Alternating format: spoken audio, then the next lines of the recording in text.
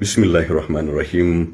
Ina tare da Farfesa Abdullahi Sali Usman Pakistan, shugaban hukumar alhazan Najeriya na Hakon a nan Abuja.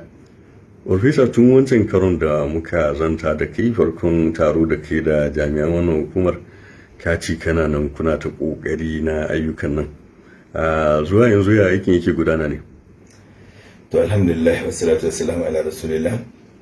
Aiki har yanzu dai yana farkonsa, domin muna ganawa da ɓangarori, muna sauraron report ɗin kowane ɓangare, mu ji wani shiri suka yi.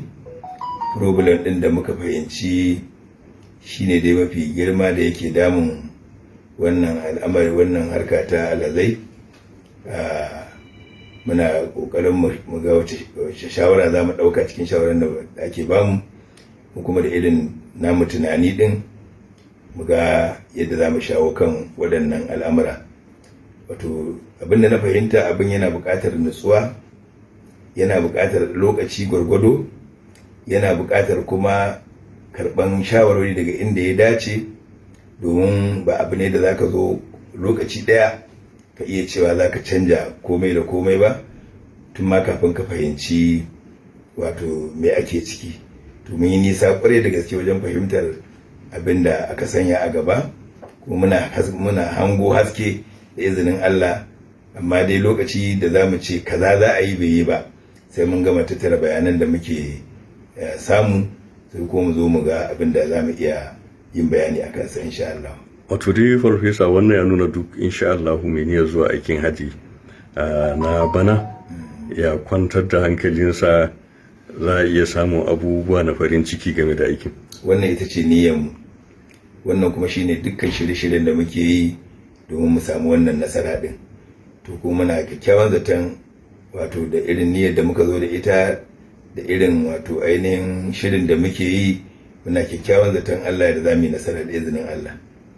A takaice na san tabbas mun yi magana akan Saudiya da kai, cewa kai ba bakon mutanen Saudiya ba ne. Shin har yanzu kuna ci gaba da magana da su kan wannan aikin? To dama an yi magana da su, balantana yanzu sun cewa gashi an ɗora mana irin wannan nauyi. Akwai aminanmu, manya-manyan mutane wanda suke a cikin irin wannan harka, kuma kamar da na gaya maka wancan zama da muka yi tun 1981 nake mu'amala da hukumar alhazai ta ƙasa da kuma hukumar alhazai na jiha daban-daban. Wannan ya sa ba bakon harkar ba ne, amma dai duk abin da muka yi ba a matsayi na shugabanci ba ne muke yi. Kuma ko da mun yi shugabancin, kamar misali a jihar Kano, haka ba za ka haɗa shugabancin da kai a jihar Kano da wannan ainihin babban guri ba. Saboda haka kowane guri yana da irin nasa abubuwan da za ka zo ka lura da su. To amma dai daga yadda muke samun ainihin wato ci gaba akan abubuwan da muke nema na bayanai, muna kyakkyawan zaton Allah ya so ya da ba za mu ci gaba da zama wato a cikin duhu ba. Allah zai muna musu kyakkyawan zato, ko muna kyakkyawan zaton in Allah ya yarda za mu iya kokarin mu ga wato sun yi farin ciki. Kullum kamar yadda na faɗa wani ta muƙabala da aka yi, da ce mu guri na mafi girma mu zama haƙiƙanin hukumar jin daɗin alhazai. Wato ya zama na abin da za mu yi, mun yi abin da zai sa musu kwanciyar hankali, sun yi aikin ibada cikin nutsuwa, cikin walwala. Wannan shine babban burinmu, kuma akan haka muke ta aiki ba dare ba rana tun da aka yi wannan appointment insha Allah. A ƙarshe Farfesa, na san kullum kana cikin jama'a ga lamuran wa'azi da sauransu. Shin ya kofar ka take ta aikin nan za ta kasance a buɗe, ko kuma wata rana za a rika rufewa ne? Yo ai yanzu baka da wani wa'azin da zaka yi fiye da wannan hidimar. Rukuni ne fa daga cikin rukunin addinin musulunci guda 5 aka dora maka nauyin kula da shi. To in kai sa'a ka saita wannan abin da ake yi, ai ba karamin wa'azi bane a cikin wannan. Ba wani wa'azin da zaka yi wanda yafi ka yi kokarin gyara wannan harkar, ka yi kokarin inganta ta, ka yi kokarin wato neman samun nasara daga wajen Ubangiji akan wannan harka.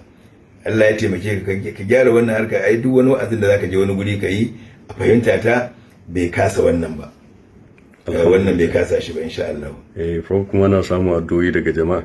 to wannan kan mun gode wa Allah, dan ni ba abin da zan ce da Allah akan wannan appointment da aka yi mun sai dai godiya, domin Allah ya sani daga bangarori daban-daban na fahimtar addini da ke Najeriya, banda addu'o'i, waɗansu a rubuce, waɗansu a waya, waɗansu a cikin makarantu, to kuma muna tsammanin duk waɗannan addu'o'i Allah ba zai watsi da su ya bar mu da dabarar mu ko wayen mu ba.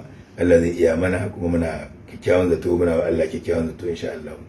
Professor Abdullahi Sale Usman Pakistan, mun gode kwarai, Allah ya jagora. To ni ma na gode Allah saka da alkhairi. Assalamu alaikum. Wa alaikum assalam wa rahmatullahi wa barakatuh.